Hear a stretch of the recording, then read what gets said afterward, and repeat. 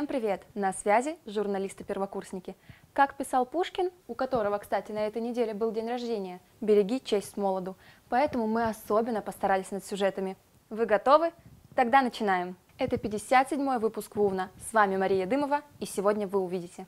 В университете прошел турнир по плаванию. Лайфхаки для студентов. Как легко помочь природе. Весь мир театр, а люди в нем актеры. Как провели традиционную театральную неделю. Интервью с художницей-любительницей из СГУ.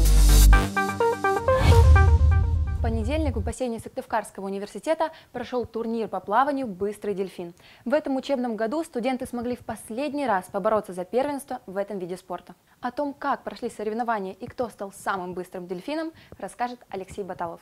В университете соревнования по плаванию проходят не в первый раз. Как отмечают организаторы, в течение всего учебного года для студентов с 1 по 5 курс регулярно проводят спартакиады, первенства и открытые турниры по плаванию. Цель – привлечь молодежь к спорту и определить состав команд для выступления в дальнейших соревнованиях. 6 июня за победу боролись студенты 3 институтов – медицинского, юридического, а также Института точных наук и информационных технологий. Более 5 человек приняло участие, что не так значительно хорошо, как хотелось бы. Видимо, это связано с окончанием учебного года, и большинство студентов заняты подготовкой к экзаменам. Перед началом турнира участникам дали немного размяться. Сами соревнования стартовали с 2 индивидуальных заплывов. Первый на дистанцию 50 метров в вольном стиле, второй 25 метров со специальными поясами сопротивления.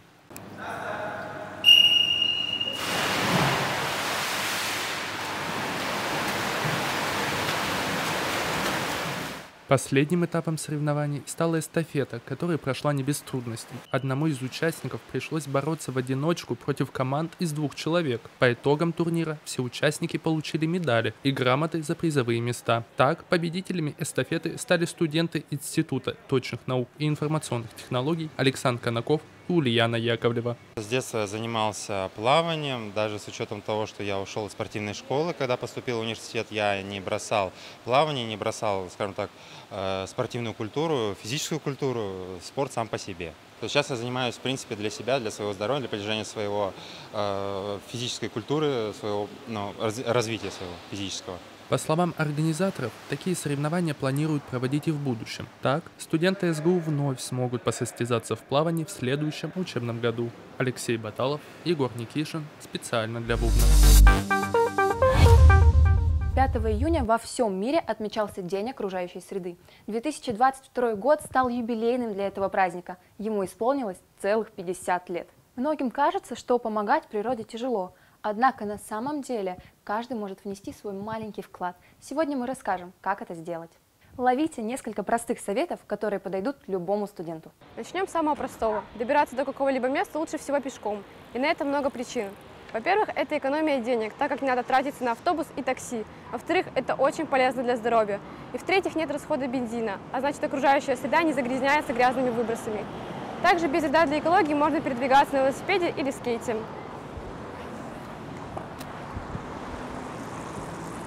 Ежегодно окружающая среда загрязняется тоннами пластиковых пакетов. Когда идете в магазин, не забудьте взять с собой шопер и фруктовки.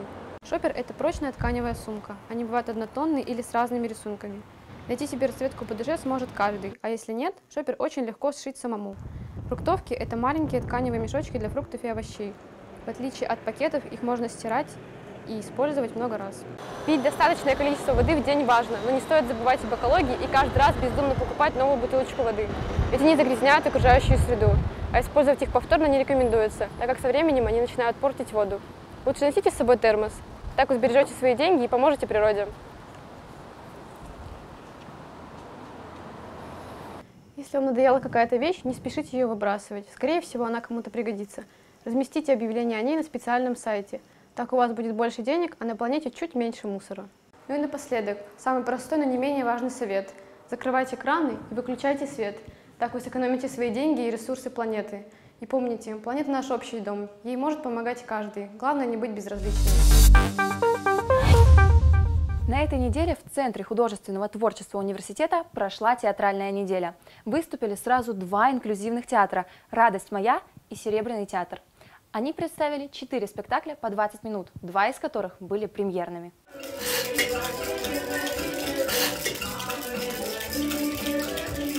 Театральная неделя в университете проходит каждый год. Обычно ее организуют в преддверии Дня театра в конце марта. Однако, по словам режиссера Марины Афанасенко, в этом году театр не смог сыграть в это время, так как готовился к студенческой весне, поэтому традицию пришлось сдвинуть на июнь. Кроме даты проведений, изменилась и программа. В этом году не выступала труппа студенческого театра 7+.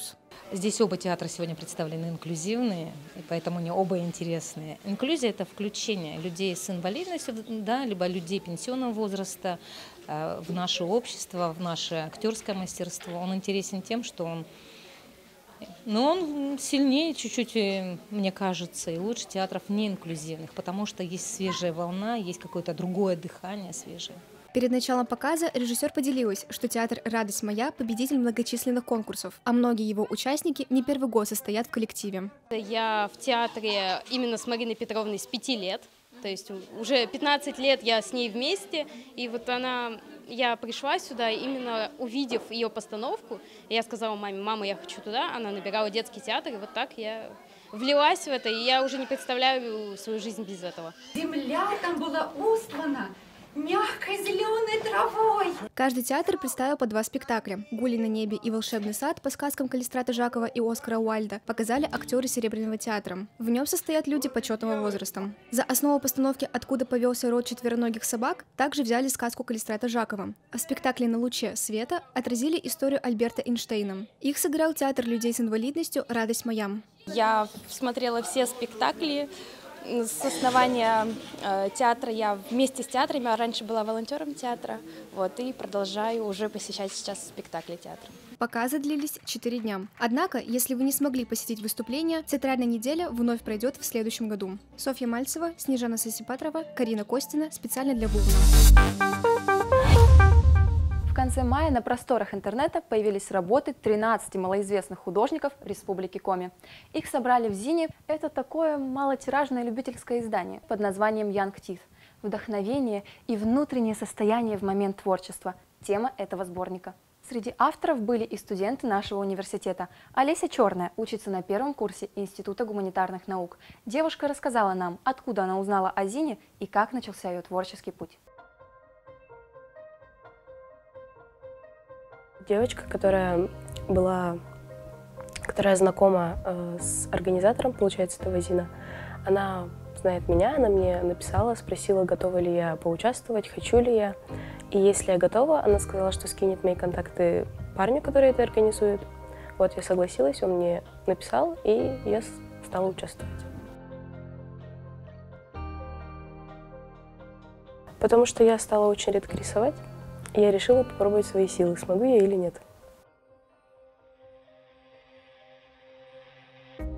Когда я рисую, в основном это пустота в голове. И когда я подумала об этом ЗИНе, о его тематике, у меня сразу в голове была такая картина, что я там сижу, у меня в голове пустота, я не знаю, что нарисовать. Я не знаю, правильно ли это называть стилем, потому что это уже просто сборная солянка всего. И реализм, и что-то типа мультяшного стиля. Просто как я чувствовала, я так и рисовала.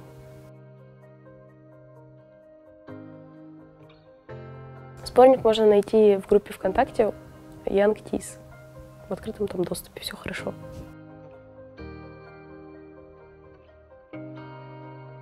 Он появился где-то в лет 12-13, когда я очень сильно увлекалась просмотром аниме.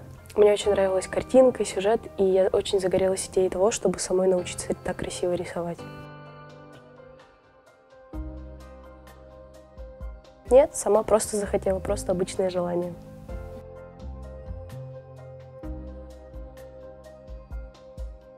Чаще всего я рисую так, как получится, не задумываясь о том, какой это стиль.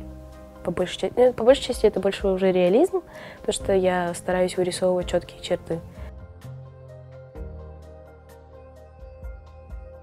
Меня, получается, вдохновляет музыка, какое-либо искусство, работа других каких-то художников, которых я смотрю, и атмосфера в окружающем мире. Рисование для меня это просто как хобби. Я рисую тогда, когда я этого хочу. Прям планов стать каким-то художником у меня нет. Что Что ж, пришло время прощаться. Это был финальный выпуск этого учебного года. Однако несколько отдельных очень интересных видео в нашей группе вы еще увидите. Желаем вам легких экзаменов и хороших каникул. До встречи осенью!